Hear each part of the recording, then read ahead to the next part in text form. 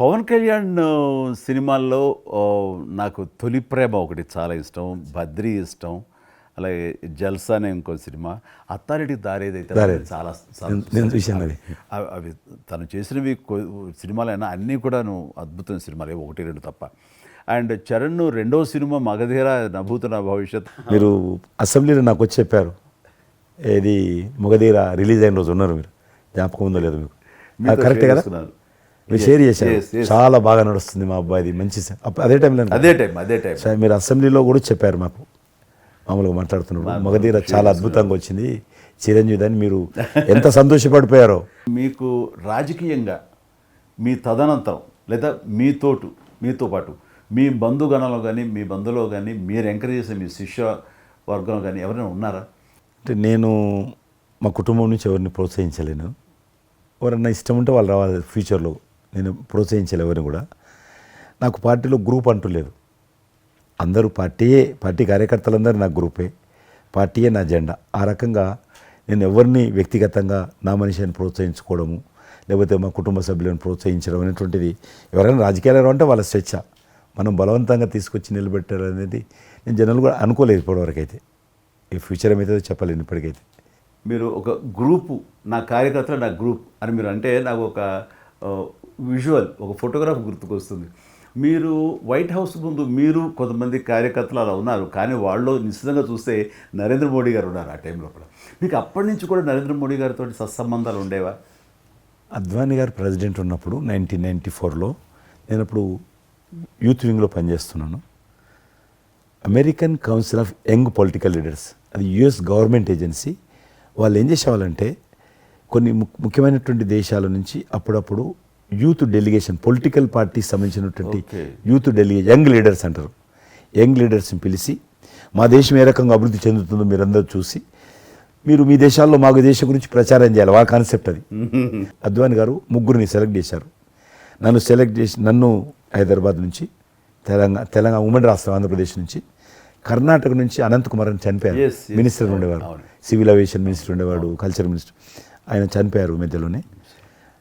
అక్కడ గుజరాత్లో ఆర్గనీ పార్టీకి సెక్రటరీ ఉండేవాడు నరేంద్ర మోడీ గారు, అప్పుడు మినిస్టర్ కాదు ఇంకా మా ముగ్గురిని సెలెక్ట్ చేసి ఢిల్లీకి పిలిచి ఇట్లా మీరు పార్టీ తరఫున పోవాలి అని చెప్పి, నన్ను కూడా నువ్వు పోవాలన్నప్పుడు నాకు పాస్పోర్ట్ లేదు, నాకు చాలా చిన్న ఏజీ, ఫ్లైట్లో మొదటిసారి పోయినా నేను, తొందర రమ్మంటే మా పార్టీ ఫ్లైట్ టికెట్ ఇస్తే పోయాను.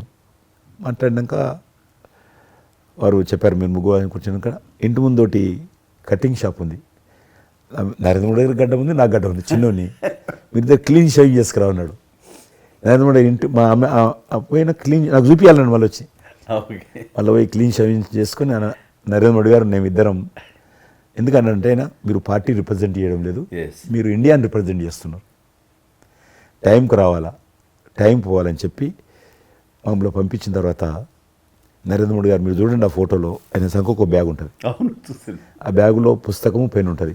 మేము రాజులాగా పుస్తకం లేదు, పెన్ లేదు, మేము పోతుంటే అందులో భాగంగానే వైట్ హౌస్ లోపల రానిచ్చేవాళ్ళు, చాలా దూరంకి వెళ్ళి, కానీ చూపించేవాళ్ళు బయట ఉండే కొంత అమెరికా, ఇది వైట్ హౌస్ అక్కడ కనిపిస్తుంది, అందులో అది ప్రెసిడెంట్ రూము, ఇక్కడ కనిపిస్తుంది కిచెను, ఇది కాన్ఫరెన్స్ హాలు, బయట నుంచి అందరు చెప్పేటోళ్ళు చాలా మంది ఉండేవాళ్ళు, గైడర్స్, టూరిస్ట్ గైడ్స్ ఉంటారు కదా, వాళ్ళు చాలామంది అక్కడ పోతే చెప్పేవాళ్ళు. ఆ రకంగా అక్కడ దిగినటువంటి ఫోటో అది. ఎందుకు రిలీజ్ చేశానంటే ప్రధానమంత్రి గారు అయిన తర్వాత నాకు ఫోన్ చేశాడు, కిషన్ ఏమన్నా మీ దగ్గర ఫోటోలు ఉన్నాయా? ఆయన దగ్గర లేవు పాపం. ఓకే, నాకు ఫోన్ చేశాడు. నేను ఎమ్మెల్యే క్వార్టర్స్లో అవన్నీ ఫోటోలు తీసినాక ఇంత కట్ట ఉండే కానీ అన్నీ అంటుకొని ఒకటి మనకు తెలియదు కదా, మొత్తం పాడిపోయినాయి. 8 ఫోటోలు దొరికినాయి, అందులో ఏదో ఒకటి దొరికింది బోటు థమ్స్అప్ తాగుతూ, అప్పుడు థమ్స్అప్ తాగొద్దని కూడా తెలియదు, ఇది మల్టీనేషనల్ కంపెనీ అటువంటి ఏం లేదు అప్పుడు, బోట్ నడిపిస్తున్న ఫోటో, ఇవన్నీ కూడా కొన్ని దొరికితే పంపించాను. ఆయన ఏ వైట్ హౌస్ ముందు అయితే నేను ఫోటో దిగాను గేట్ కాడ, ఈరోజు అదే వైట్ హౌస్ ఆహ్వానం మేరకు వైట్ హౌస్ లోపలికి వెళ్తున్నానని ఆ ఫోటో రిలీజ్ చేశాడు. ఎక్సలెంట్ ఎక్స్పీరియన్స్, ప్రైమ్ మినిస్టర్ ఆ ఫోటో, బయటకు ఆ ఫోటో బయటకు వచ్చింది. ఆ రోజు ప్రైమ్ మినిస్టర్ గారు అయిన తర్వాత అమెరికాకి వెళ్తున్న రోజు రిలీజ్ చేసిన ఫోటో అది. మీరు మాకు ఒక మాట ఇచ్చారు, మీరు మన ఆఫీస్ ఏదైతుందో టూరిజం ఆఫీసు ఢిల్లీలో నేను వస్తాను, మన ఇద్దరం Yes. ఒకసారి విందామని అన్నారు. కానీ మీ ఒత్తిడి కారణంగా మన ఒత్తిడి కారణంగా జరగలేదు. ఇంకా అది రేపు ఎలక్షన్స్ తర్వాత మళ్ళీ అది చెప్పలేము కాబట్టి అది ఇక నేను చెప్తున్నాను, మీరు అక్కడే ఉంటాను, నేను వస్తాను. అది కాకుండా మీరు నాకు ఇంకా జ్ఞాపకం ఆఫీస్లో ఉన్నప్పుడు నాకు గర్వం ఫీల్ అవుతాను. ఎందుకంటే మీరు పెట్టిపోయినటువంటి ఫోటోలు ఇండియాకి సంబంధించినటువంటి టూరిజం డెస్టినేషన్ యొక్క ఫోటోస్ ఏవైతున్నాయో అవి ఇంకా ఆ రకంగానే ఉన్నాయి. నేను అడిగిన ఎవరు పెట్టారంటే చిరంజీవి గారు పెట్టారంటారు. డ్రైవర్ కూడా మీకైతే డ్రైవర్ ఉండను, అతను ఇప్పుడు నా దగ్గర ఉన్నాడు, రణధీర్. మీకు చెప్తుంటారు సార్ మై చిరంజీవి సాబ్ కभी మై సాబ్ డ్రైవర్ మై చలాయితా ఉనకా గాడి ఢిల్లీ మే అది ఆప్కు మే చలా రూమ్ సాప్ అంటాడు. ఇంకా ఉన్నాడు పాపం. చాలా సీనియర్ అండి అతను, చాలా మంచి. మన ఉమ్మడి ఆంధ్రప్రదేశ్ ఉన్నప్పుడు మనం ఇండియాలోనే మనమే ఆరోగ్యశ్రీని ప్రారంభించామన్నది నాకు తెలిసినటువంటి వాస్తవం. ఆ తర్వాత మిగతా రాష్ట్రాలు కూడా వ్యాపించింది అనేది చాలా ఇది. అలాంటి ఆరోగ్యశ్రీకి కిషన్ రెడ్డి గారే ఆద్యులు, అంకురార్పణ చేసిన వాళ్ళు అని బయట బాగా వెనుకడు ఉంది. ఆ తర్వాత ప్రభుత్వాలు పికప్ చేసాయి. అది ఎందుకు, ఎలాగా, అది మీరు ఎట్లా ఇనిషియేట్ చేశారు ఆరోగ్యశ్రీ అనేది? 2004 నేను ఎమ్మెల్యే అయినప్పుడు పేరున్న మందకృష్ణ మాదిక్ గారు, ఆయన వాళ్ళకి సంబంధించినటువంటి ఎస్సీ వర్గీకరణ మీద పోరాటం చేస్తూనే సామాజిక సమస్యల మీద కూడా పోరాటం చేసేవారు. దివ్యాంగులకు పెన్షన్ పెంచాలని ఆయన తిరుగుతున్నప్పుడు ఈ అనేక జిల్లాలలో గుండె జబ్బులు ఉన్నటువంటి పిల్లలు జన్మించేవాళ్ళు. వాళ్ళకి ఆ రోజు ఒక ఆపరేషన్ చేయాలంటే 10 లక్షలు, 12 లక్షలు, 13 లక్షలు అయ్యేది. పేదవాళ్ళకి అది అవకాశం ఉండేది కాదు. చాలామంది చనిపోయేవాళ్ళు కూడా. అప్పుడు రాజశేఖర రెడ్డి గారు ముఖ్యమంత్రిగా ఉన్నారు. మేము ట్యాంక్ బండ్ కింద అంబేద్కర్ భవనం ఉంది, అక్కడ మీటింగ్ పెట్టుకున్నాము. ఒక 3000 మంది పసిపిల్లలు వాళ్ళ తల్లిదండ్రులు వచ్చారు. మీటింగ్ అయినాక ఆ మీటింగ్లోనే ఒక అబ్బాయి చనిపోయాడు. ఇప్పుడు ఏం చేయాలి ప్రాబ్లం? సేమ్ అబ్బాయి అంతే వచ్చాడు, చిన్న పసిబాబు అందే వచ్చాడు, అబ్బాయి చనిపోయాడు. మేము ఏం చేసినాం, నేను మందకృష్ణ గారు కలిసి, నేను కూడా ఉద్యమానికి వెళ్ళాను. ఆ అబ్బాయి డెడ్ బాడీ పట్టుకొని అంబేద్కర్ ట్యాంక్ బండ్ నుంచి అంబేద్కర్ విగ్రహం దగ్గరకు వచ్చాం. మాతో పాటు ఆ పసిపిల్లలందరినీ తీసుకొచ్చాం, 3000 మంది పసిపిల్లలు.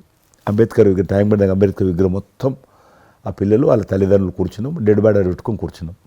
ఎట్టి పరిస్థితుల్లో రాష్ట్ర ప్రభుత్వం అందరికీ కూడా ఉచితంగా చిన్నపిల్లలందరూ కూడా ఆపరేషన్ చేయించాలి, ప్రైవేట్ హాస్పిటల్లో కానీ ఎక్కడైనా వాళ్ళ ఇష్టం చేయించాలి, వీళ్ళ ప్రాణాలు కాపాడాలని డిమాండ్ తోటి కూర్చున్నాం.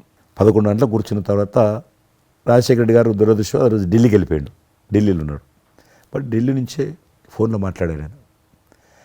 నేను తర్వాత ఆలోచిస్తాం, మీరు అట్లా చేయొద్దు, ఎందుకంటే మమ్మల్ని లాఠీ చేయడానికి వీలేదు, పసిపిల్లలు, గుండె జబ్బులు ఉన్న పిల్లలు, మమ్మల్ని నెట్టేయడానికి వీలేదు పోలీసులు కూడా విచిత్రమైన పరిస్థితి, ఆందోళన, ఉద్యమం చేస్తున్నాం మేము, చాలా డెడ్ బాడీ పెట్టుకొని ఉన్నాం.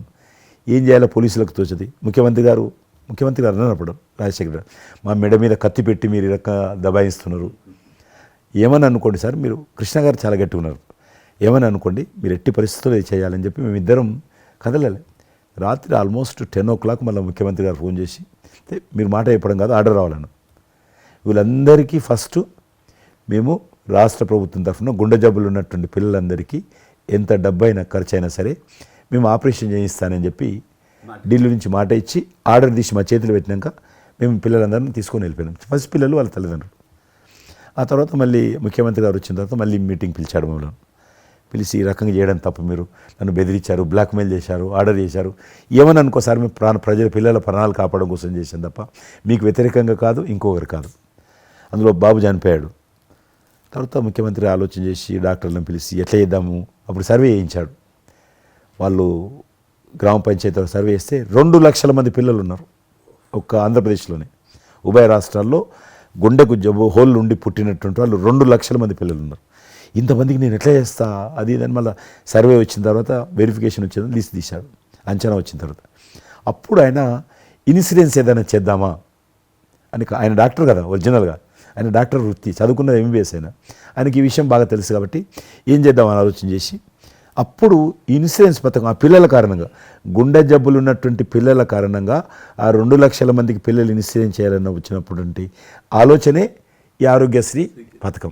రుణాలు ఇచ్చేంత వరకు మీద పడతారు, ఇచ్చినాక మాఫీ అంటారు. మాయ మాటలు చెప్తే నమ్ముతారు, మోసపోయి ఏడుస్తారు. చూడు ఇదే శివరాకరి, వచ్చే వారం ఇల్లు జప్తు చేసుడే. మనం మోసపోయినమే కౌసల్య. గత ప్రభుత్వం కారు వేసుకొచ్చి రుణమాఫీ చేస్తారని చెప్పి మోసం చేసిపోయా. ఈసారి గెలిచిన వాళ్ళు మొండి చేసి చూపెట్టే. అయినా మనం ఏమన్నా వాళ్ళని కాళ్ళ తిప్పమంటిమా లేక వాళ్ళ చేతిలో ఊరేగిమంటిమా? బ్యాంకు రుణం మొత్తం మాఫీ అంటిరి, పెట్టుబడి సాయం 15,000 అంటిరి, కూలీలకు కూడా 12,000 అంటిరి, మద్దతు ధర మీద బోనస్ 500 అంటిరి. ఏది తీరకపోయా ఎట్లా సచ్చేది? మనకిప్పుడు కావాల్సింది ఇట్లా అబద్ధాలు చెప్పి మోసం చేసేటోళ్ళు కాదు, మాట చెప్పిండంటే గ్యారంటీగా చేసే మోడీ. ఈసారి మాకు మోదీనే గ్యారంటీ. కమలం గుర్తుకు ఓటేద్దాం, బీజేపీని గెలిపిద్దాం. మోడీ మన అందరి నేస్తం, బీజేపీనే గెలిపించేద్దాం.